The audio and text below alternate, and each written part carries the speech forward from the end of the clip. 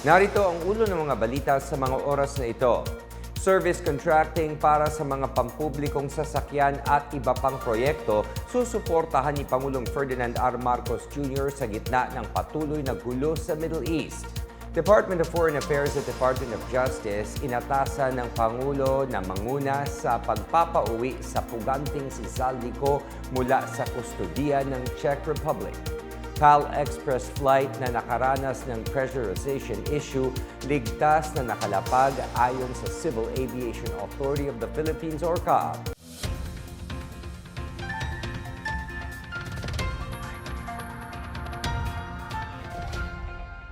Ako si William Theo para sa PNA Headlines. Nangako si Pangulong Ferdinand R. Marcos Jr. na patuloy na susuportahan ang taong bayan sa gitna ng pagtaas ng presyo ng langis at iba pang epekto ng krisis sa Middle East.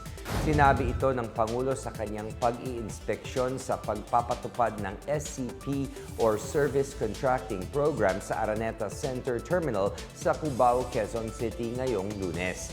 Ayon kay Marcos, susuportahan ng gobyerno ang SCP habang mataas ang presyo ng krudo. Ang SCP ay programa ng Department of Transportation at Land Transportation Franchising and Regulatory Board kung saan bibigyan ang mga tsuper ng insentibong 30 hanggang 100 piso kada kilometro base sa layo at dami ng kanilang ibinyahe. Mabibigyan din ng 20 hanggang 40% diskwento sa pasahe ang kanilang mga pasahero. Nasa 20,000 jeepney, UV Express at bus ang inaasahang lalahok sa SCP. Samantala, nangako rin si Marcos na tutulong sa mga overseas Filipino workers sa gitna ng patuloy na bakbakan sa Middle East. Bukod sa tulong para makauwi sa bansa, makakaasa niya sila ng suporta sa pagtatayo ng kabuhayan. Patuloy din ang paghahanap ng mga hakbang para maibsan ang epekto ng gulo sa rehiyon sa pamumuhay ng mga Pilipino.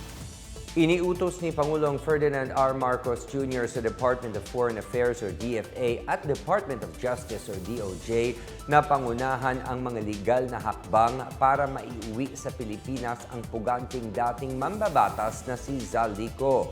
Nananatili sa kustodiya ng Czech Republic si Ko matapos maaresto habang iligal na tumatawid sa border ng Germany. Sa isang video message, sinabi ni Marcos na makikipag-usap ang DFA at DOJ sa mga otoridad ng Czech Republic para maibalik sa bansa si Ko sa lalong madaling panahon. Iginiit ng Pangulo na idadaan sa legal na proseso sa pagitan ng Pilipinas at Czech Republic ang pagpapauwi kay Ko. Tiniyak din niyang mananagot si Ko sa taong bayan at haharapin niya ang mga kaso laban sa kanya. Matatandaang kinasuhan si Ko ng graft at malversation kaugnay ng maanumalyang 289 million peso flood control project sa Nawan Oriental, Mindoro. Ang naturang proyekto ay hawak ng SunWest Corporation na pagmamay-ari ng ilang miyembro ng kanyang pamilya. Kalaunan ay idiniklara si Ko bilang pugante matapos tumakas at magtago sa ibang bansa habang pinapabulaanan ang mga paratang laban sa kanya.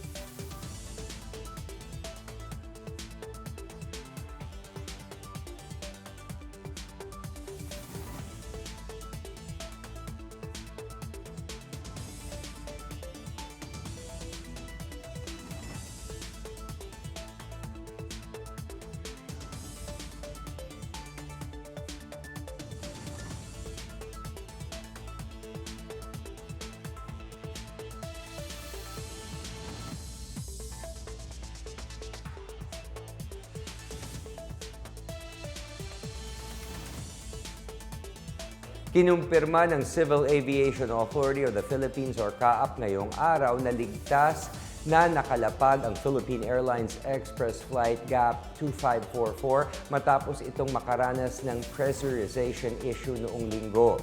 Biyaheng Dumaguete patungong Maynila ang nasabing aircraft kung saan sakay nito ang 175 na pasahero kabilang ang 3 sanggol. Ayon sa kaap, nagdeklara ang flight crew ng emergency at nag-divert ang aircraft sa Iloilo International Airport kung saan ligtas itong lumapag ng 4:27 ng hapon. Samantala, nagbibigay na ng assistance ang PAL sa mga crew at pasahero ng eroplano. Pinagre-report naman ng kaap ang mga pilotong sangkot bilang parte ng investigasyon sa insidente.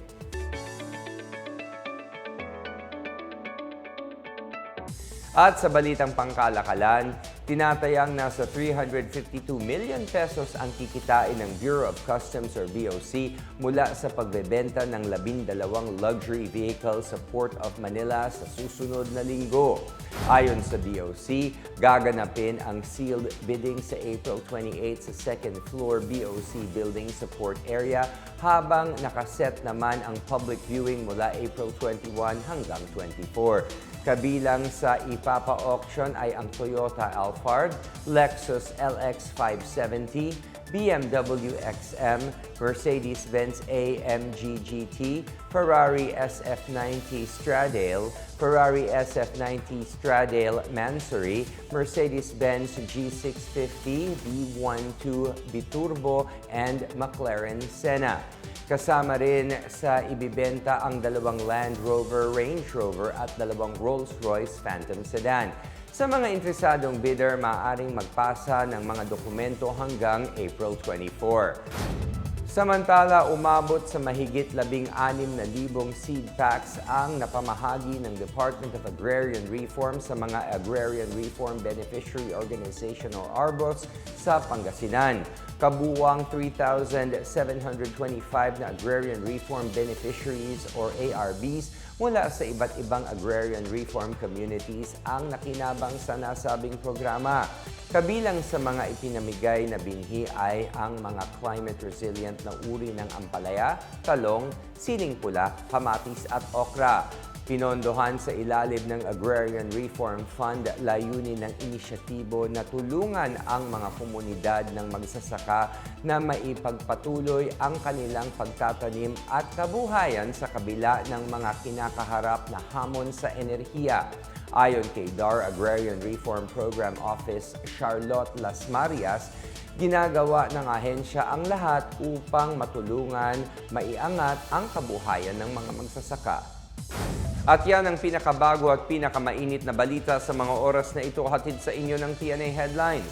Para sa iba pang mga balita at impormasyon, bisitahin lamang ang aming website pna.gov.ph o ang aming Facebook at X account na Philippine News Agency. Mapapanood din ang PNA Headlines sa pamamagitan ng link sa website ng News and Information Bureau, sa ilalim ng PNA News at sa YouTube account ng Philippine News Agency.